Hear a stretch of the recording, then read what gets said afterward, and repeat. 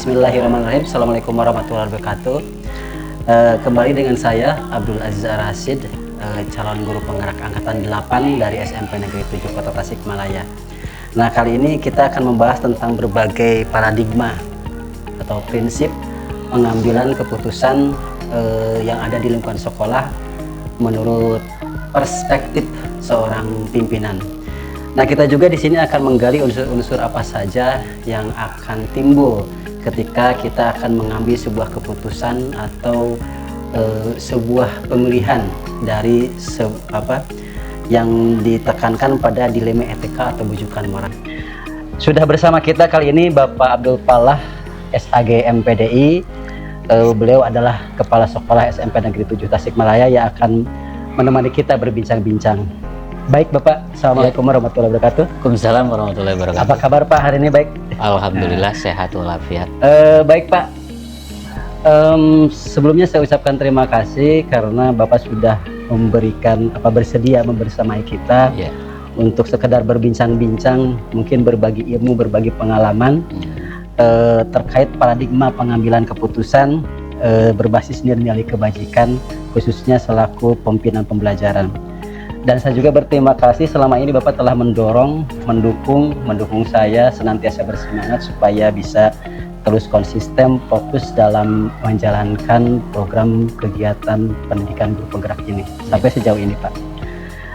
Baik Bapak, kita langsung saja fokus pada inti pembahasan kita. Mungkin di sini Bapak selaku pimpinan tentunya sudah banyak sekali intinya dihadapkan pada berbagai macam kasus atau permasalahan, mungkin permasalahan secara akademik atau non akademik, mungkin juga permasalahan moral atau indisipliner dari bawahan yang dalam hal ini terkaitannya dengan guru atau karyawan staf TU gitu Pak. Nah, sebelumnya saya ingin mengarahkan dulu topik pembicaraan kita ini bahwa kita di sini pernah mendengar istilah yang namanya dilema etika, di mana kita dalam dilema etika ini dihadapkan pada satu permasalahan yang solusinya itu win-win solution gitu, antara benar dan benar, dan kita diposisikan untuk memilih bagaimana cara menentukan solusi yang terbaik dari yang terbaik gitu Pak. Terus ada juga di sini yang namanya bujukan moral, di mana kalau di sini dalam keterangannya bahwa rujukan moral itu di mana di saat kita itu harus melakukan pembenaran pada sesuatu yang salah dengan tujuan untuk meredam kesalahan yang lain yang lebih beresiko. Contohnya misalkan menutupi kebohongan demi kebaikan gitu Pak. Nah, terkait hal ini Pak, selama ini bagaimana Bapak dapat mengidentifikasi kasus-kasus misalkan atau masalah-masalah yang merupakan dilema etika atau win-win solution atau bujukan moral tadi Pak? Ya, terima kasih Pak Aziz yang sudah melakukan kegiatan sebagai guru penggerak dan semoga bisa lancar, berhasil dan sampai pada apa yang dicita-citakan. Amin Pak. Ya. Untuk permasalahan bujukan moral atau dilema etik ini caranya kami ada dua. Yang pertama mengidentifikasinya melalui pengamatan secara tersendiri, kita lihat bagaimana. Kemudian yang kedua dengan cara informasi. Jadi kita ada informasi yang masuk. Nah, itu salah satu cara untuk mengidentifikasi apakah itu dilema etik atau bujukan moral. Itu dengan mengumpulkan informasi dari berbagai sumber gitu ya Pak? Salah satunya. Jadi pertama kita ada yang melalui pengamatan kita. Betul, jadi ada observasi, kemudian kita ada istilahnya laporan-laporan atau masukan dari hal yang lain. Pihak-pihaknya tertentu lah. Ya. Berarti yang tadi Bapak katakan bahwa memang awalnya kita itu untuk menentukan keputusan ya Pak, keputusan mencari informasi, identifikasi, eh, jarang berarti Bapak itu melakukan keputusan pada saat itu juga gitu ya Pak. Iya. Biasanya Iya. mengamati dulu gitu ya Iya. Pak. Ya. Baik Pak, selama ini bagaimana Bapak menjalankan atau mengambil keputusan ya di sekolah ini ya, terutama untuk kasus-kasus di mana ada dua kepentingan yang sama-sama benar gitu Pak. Kepentingan yang sama-sama benar atau sama-sama mengandung nilai kebajikan. Iya. Kalau untuk mengambil keputusan yang dipandang itu dua-duanya benar, Iya, tapi Pak. harus memilih salah satu. Nah itu kan ada dua ya kebenaran yang harus dipilih salah satu. Nah kita apa istilahnya mengambil skala prioritas. Jadi kita Iya, betul, lihat prioritas. dari dua yang benar itu mana yang lebih menguntungkan untuk kita, Betul, untuk organisasi tentunya. Jadi kalau kita ambil skala prioritas dari yang tadi itu, setelah yang pertama itu setelah diidentifikasi secara pengamatan sendiri dan secara laporan atau dari pihak-pihak tertentu yang terkait. Betul. Berarti langkah-langkah prosedurnya itu memang salah satunya itu membuat skala prioritas dari solusi-solusi atau kebajikan dari yang benar dan benar itu ya Pak ya. Ya. Baik Pak, untuk selanjutnya kira-kira hal-hal apa saja yang selama ini Bapak anggap efektif dalam pengambilan keputusan pada kasus-kasus dilema etika tadi Pak? Ya. Yang paling efektif yang dirasakan itu hanya dengan musyawarah. Jadi betul. dengan musyawarah ternyata lebih efektif gitu. Walaupun mungkin ada hal-hal yang tidak menyenangkan semua orang, tapi dengan musyawarah itu minimal kita mempunyai kekuatan untuk melakukan atau mengambil keputusan yang terbaik tersebut. Iya, musyawarah mufakat ya Pak. Iya. Iya betul. Lalu kira-kira Pak, hal apa saja yang selama ini merupakan tantangan nih dalam pengambilan keputusan pada kasus-kasus dilema etika tadi Pak? Tantangannya gitu Pak. Yang menjadi tantangan berat kadang-kadang kita itu dari hubungan personal. Jadi umpamanya kita ada dua pendapat yang hubungannya berbeda, kebaikan dua-duanya, tapi hubungan personalnya beda gitu kan.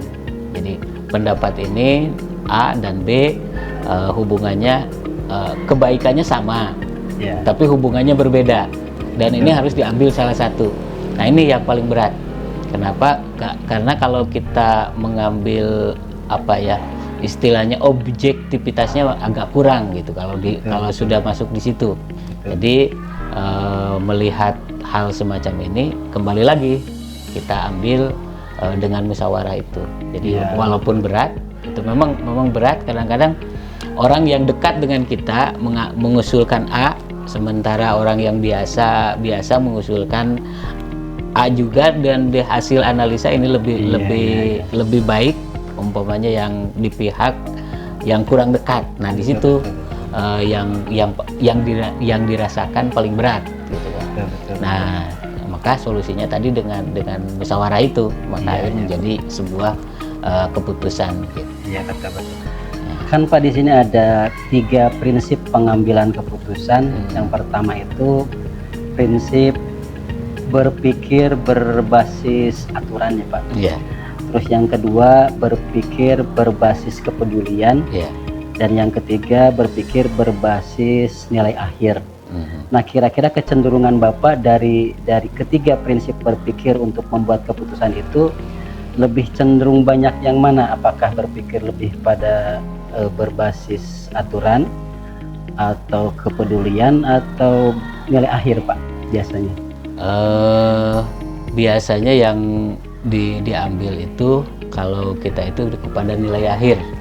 Jadi dengan didasari tadi aturan, kepedulian dan nilai yang terbaik di akhir, itu yang diambil. Berarti sebetulnya semuanya juga diambil prinsip tersebut ya Pak. Iya. Cuman mungkin tergantung kondisinya gitu kan. Jadi yang penting karena ada kaidah yang saya pakai.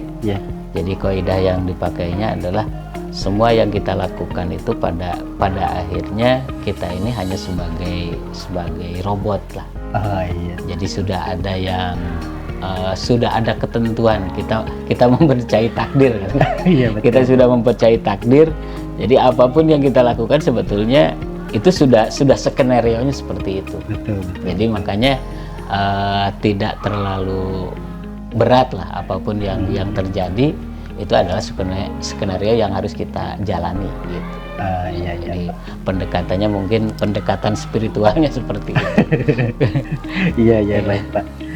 Ya, berikutnya Pak, di sini apakah Bapak pernah memiliki sebuah jadwal? Di sini ada tata kala ya. Yeah. Dalam sebuah penyelesaian kasus dilema etika tadi, apakah Bapak langsung menyelesaikan di tempat atau Bapak meminta waktu misalkan beberapa saat untuk memikirkan dan lain-lain gitu kan? Dari jadwal tersebut bentuk dan prosedur seperti apa yang Bapak jalankan gitu Pak? Ya, jadi kalau terjadi seperti itu biasanya saya menunda lah, tidak langsung diselesaikan pada saat itu, kecuali hal-hal tertentu. Ya, terutama tentunya prosedurnya kita yang tadi kembali, yang pertama identifikasi permasalahan itu dari pengamatan yang kita amati, kemudian dari laporan rekan-rekan sejawat. Nah, setelah itu kita musyawarahkan. Dan saya selalu kalau sebelum dimusyawarahkan itu menggunakan pendekatan ya memohon kepada Allah, apakah apa yang dilakukan ini semuanya adalah kehendak takdir dari Allah. Maka saya selalu meminta apa yang menjadi kebijakan saya itu ingin sesuai dengan yang ditentukan oleh Allah. Maka ketika apapun yang terjadi ya kita kembalikan.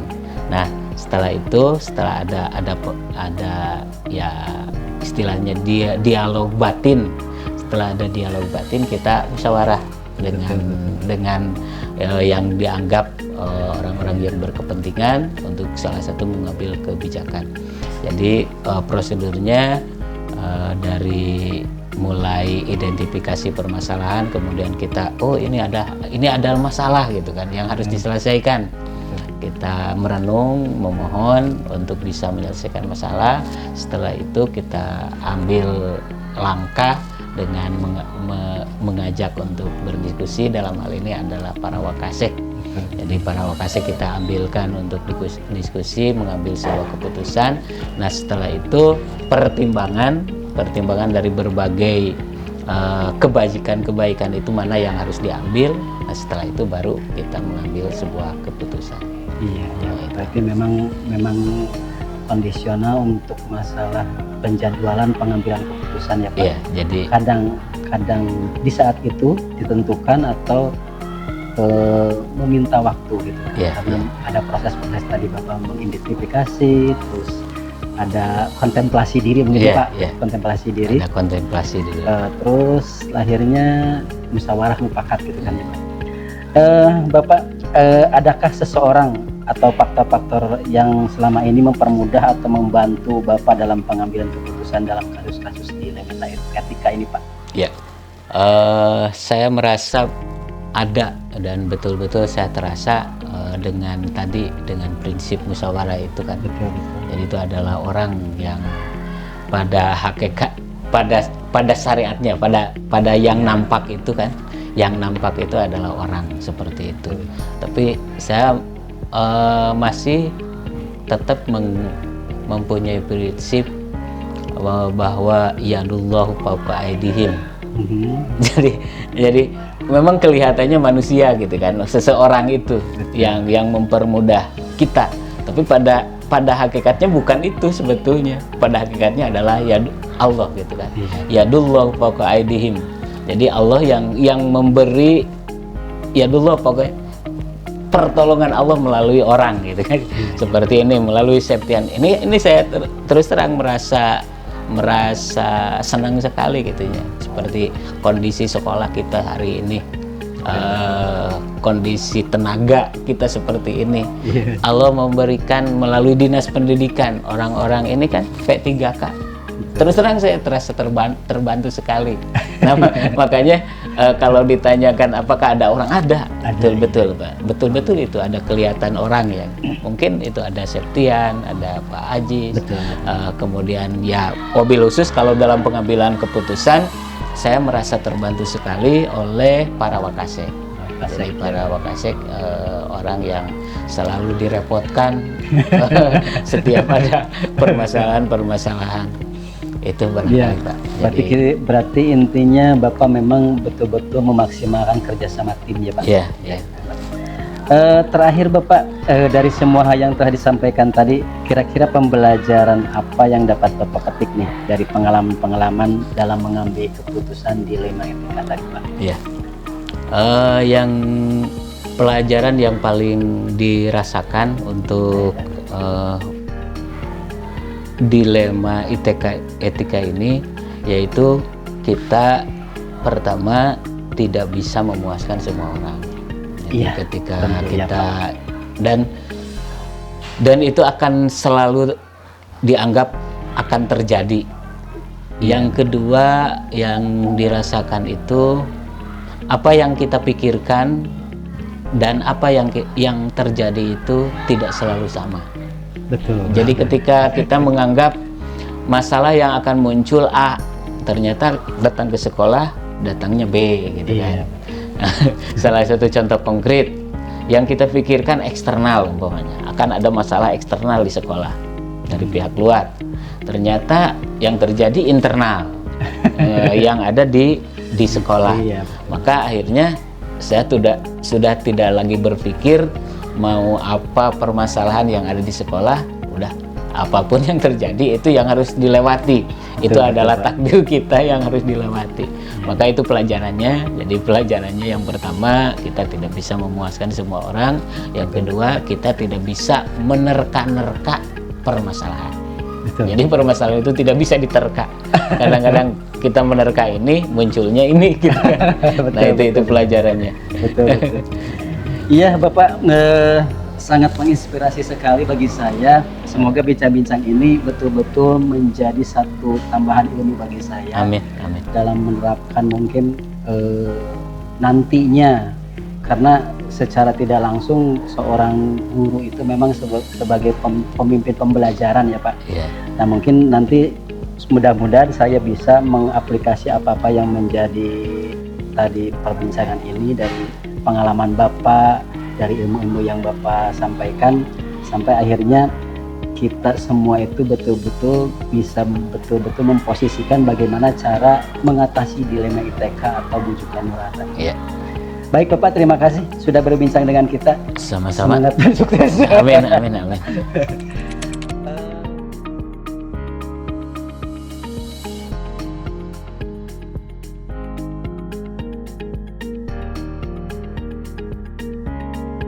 Sudah bersama kita kali ini Ibu Hajah Piting Kuditasari, SPD MPD. Beliau adalah Kepala SMP Negeri 19 Kota Tasikmalaya yang akan bersama kita berbincang-bincang kali ini. Baik Ibu, Assalamualaikum. Waalaikumsalam warahmatullahi wabarakatuh. Gimana kabarnya pagi ini? Alhamdulillah, luar biasa. Ibu, saya ucapkan terima kasih sebelumnya karena telah bersedia memberikan apa ya istilahnya sharing tentang ilmu, tentang pengalaman, berbagi dengan saya yang kaitannya mungkin di sini tentang paradigma pengambilan keputusan yang berbasis nilai-nilai kebajikan selaku pimpinan pembelajaran. Gitu Ibu. Baik Ibu, kita langsung saja pada topik. Jadi mungkin Ibu selaku pimpinan di sini tentunya sudah banyak sekali mendapatkan berbagai macam permasalahan, baik itu persoalan tentang akademik, non akademik, atau juga tentang moral, etika atau indisipliner dari bawahan yang kaitannya mungkin di sini dengan guru atau karyawan atau staf TU. Nah, sebagai acuannya di sini saya ingin memfokuskan diri pada pembahasan itu ya tentang dilema etika, di mana kita nantinya akan membahas bagaimana sih kita memposisikan diri untuk membuat sebuah keputusan terbaik dari yang terbaik. Kadang-kadang kita memiliki sebuah solusi yang kedua-duanya itu benar, gitu kan Bu. Dan satu lagi kita akan berfokus pada sebuah wujukan moral di mana kita apa ya istilahnya tuh melakukan pembenaran pada sesuatu yang salah. Ini hanya tujuannya untuk melakukan atau meredam kesalahan lain yang mungkin resikonya lebih besar. Contohnya misalkan kita berbohong untuk kebaikan. Nah, semacam itu, Bu. Nah, dari awalan tadi, Bu, saya mungkin ini akan mengajukan beberapa pertanyaan gitu. Ya. Selama ini Ibu bagaimana dapat mengidentifikasi kasus-kasus yang merupakan dilema etika, yaitu solusi yang benar dengan benar untuk mendapatkan keputusan yang terbaik dari yang terbaik atau wujukan moral, Bu. Oke, terima kasih. Sebelumnya selamat untuk Pak Ajis yang keren ya, sedang mengikuti calon guru penggerak, semoga dilancarkan dan sukses. Persoalan di sekolah memang terus selalu ada, persoalan itu terus bergulir. Namun di sini ketika mengatasi persoalan-persoalan tersebut, biasanya saya sendiri tidak pernah memutuskan sendiri. Ya. Jadi melalui musyawarah minimal sharing dengan wakasek. Jadi ketika ada persoalan itu, pertama diidentifikasi dulu. Kalau memang misalnya ada kebijakan-kebijakan yang terkait, dipelajari dulu, dibaca dulu. Yang misalnya begini, misalnya tentang pakaian seragam, misalnya bagaimana ada orang tua yang misalnya sebetulnya pakai seragam itu wajib apa enggak gitu ya. Saya pelajari dulu kebijakan pemerintah secara detail, sehingga nanti ketika menyampaikan jawaban itu tidak melenceng gitu. Kemudian yang kedua didiskusikan dengan para wakasek. Apakah harus bagaimana, seperti apa ya. Nah, biasanya dengan berkolaborasi itu akan ditemukan beberapa solusi, dan solusi itu kita bahas bersama dan kita ambil yang terbaik biasanya. Begitu Pak Ajis. Berarti memang yang pertama itu identifikasi dulu ya. Iya, identifikasi dulu. Yang memang akhir dari sebuah keputusan itu memang dari musyawarah mufakat. Betul. Kolaborasi itu penting. Iya, betul. Baik Ibu, bagaimana nih kita kira-kira untuk menjalankan pengambilan keputusan di sekolah ini, Bu? Kan di sini tadi ada kasus-kasus misalkan di mana ada dua kepentingan yang sama-sama benar atau mengandung ya nilai kebajikan yang sama-sama memang hal itu tidak dipersalahkan gitu, Bu. Bagaimana? Oke. Ya kembali ke kebiasaan di sini gitu ya. Jadi betul. kami itu selalu mengutamakan dulu musyawarah, sehingga ya minimal wakasek itu tahu apa yang terjadi di sekolah ya. Jadi tidak ketika ada persoalan mengambil keputusan, tidak langsung kepala sekolah langsung menentukan sendiri, tapi berembuk dulu, kembali tadi ya, diidentifikasi dulu ini duduk persoalannya seperti apa ya, kemudian nanti diputuskan bersama.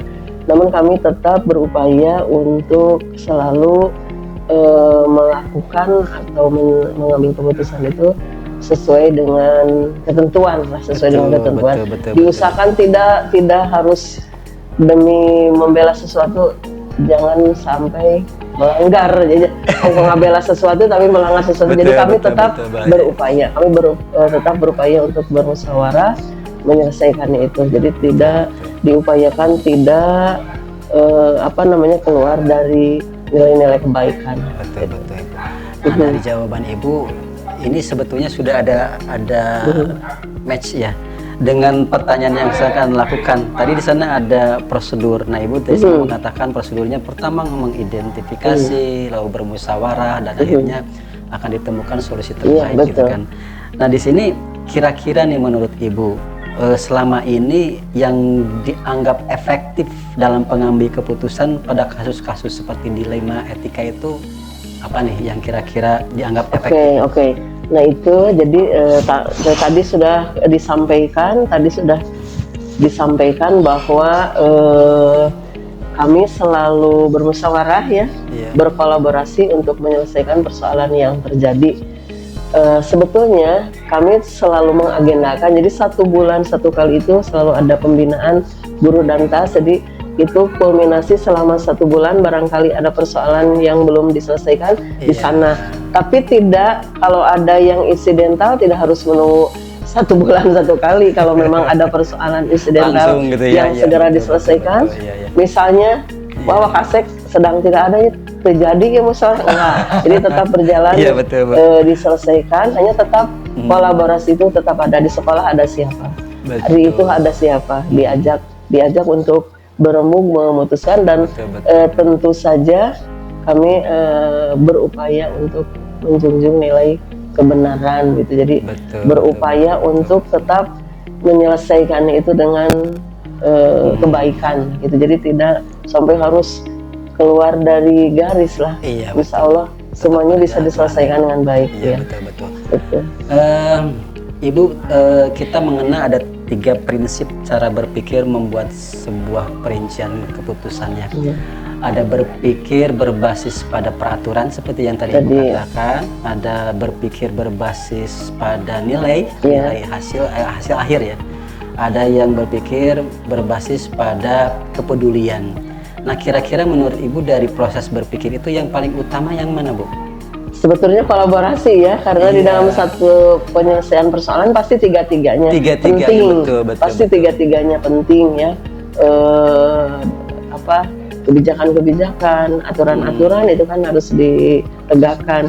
Kedua, kepedulian juga sama ya. Sama itu juga sama. Jadi memang semuanya berkolaborasi beriringan. Tapi ketika di titik mungkin secara kebijakan begini, ya pasti nilai yang terakhir yang paling tetap jadi bahan pertimbangan. Berarti memang situasional ya, Bu, yang mana lebih menonjol gitu tergantung kasusnya mungkin ya. Betul.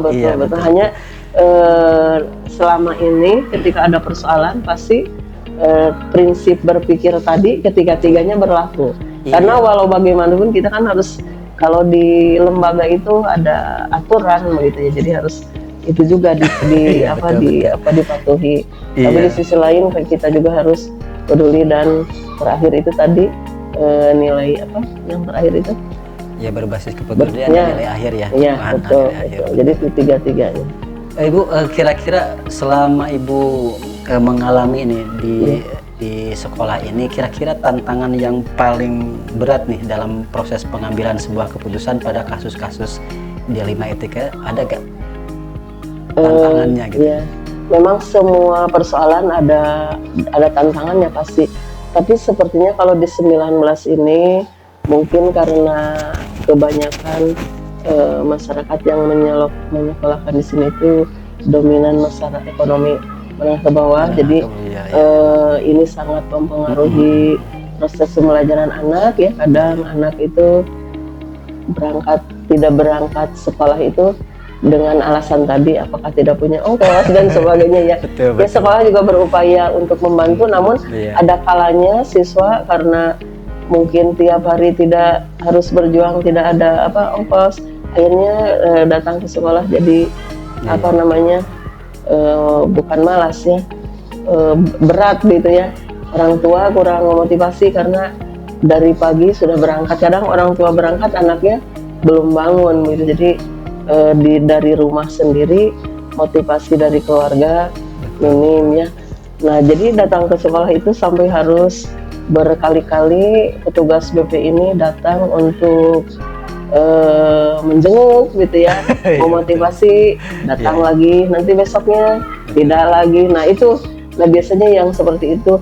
Sementara kan seperti kelulusan itu ada aturannya, kehadiran berapa apa. Nah itu biasanya. Di sisi lain kami juga sekolah ingin membantu minimal anak-anak itu lulus SMP ya, akhirnya seperti itu. Jadi guru BP yang mondar-mandir gitu sampai kejadian di akhir ujian sekolah gitu.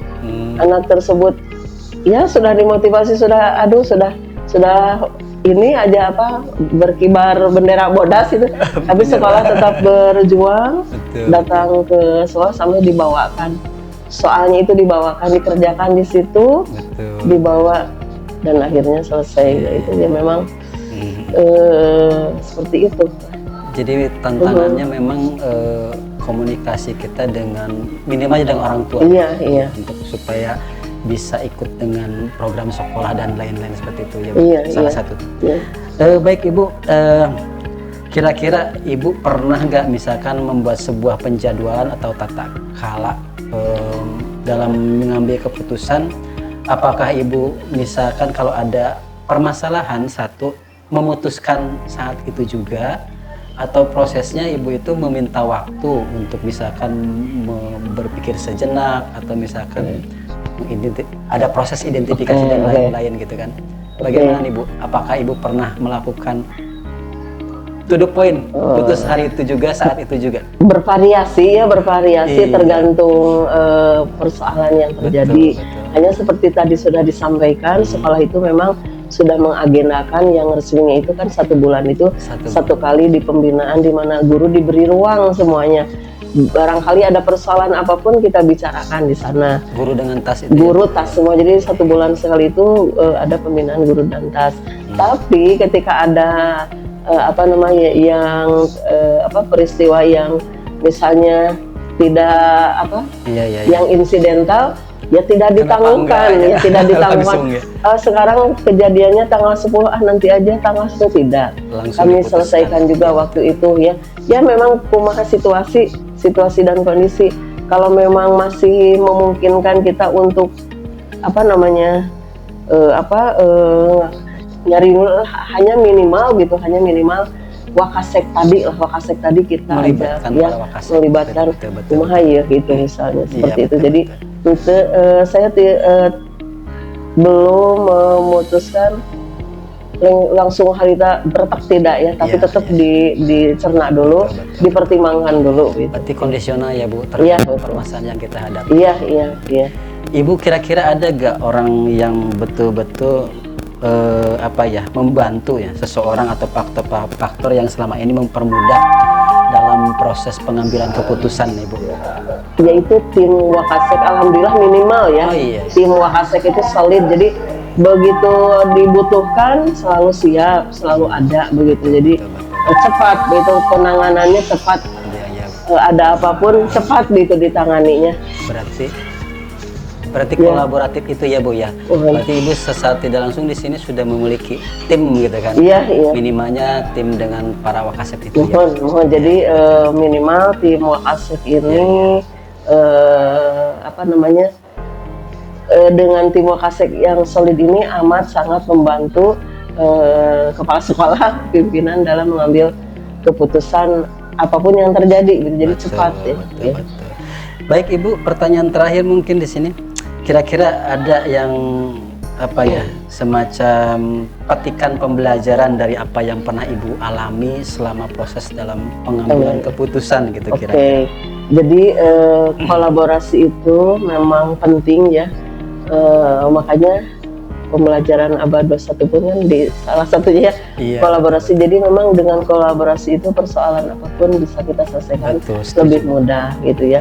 Tentu saja tadi tahapan lainnya juga tidak bisa kita abaikan, seperti identifikasi dulu, terutama kalau sekolah itu kan namanya lembaga resmi, itu pasti disertai kebijakan-kebijakan. Nah itu harus kita pelajari juga ya. Ada persoalan ini yang mana nih ininya dengan kebijakan yang mana.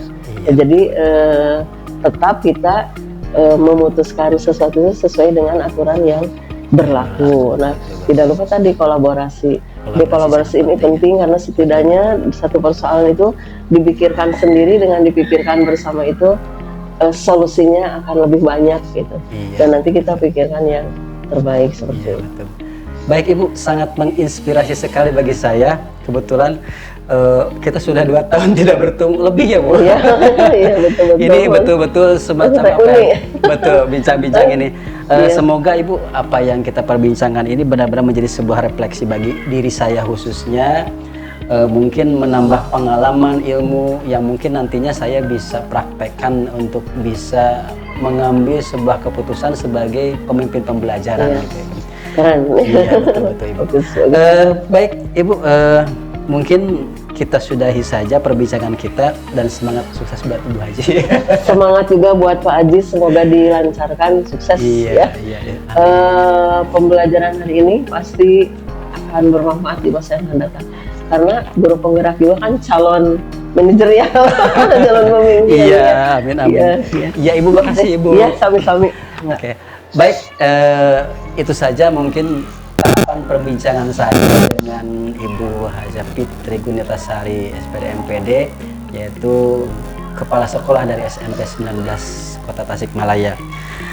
Quote untuk hari ini: mempunyai ketetapan tidak tergoyahkan, berisi dengan keilmuan pengetahuan, hingga yakin dengan seyakin-yakinnya bahwa apa yang dilakukan adalah betul-betul baik. Ki Hajar Dewantara. Salam guru penggerak. Keren.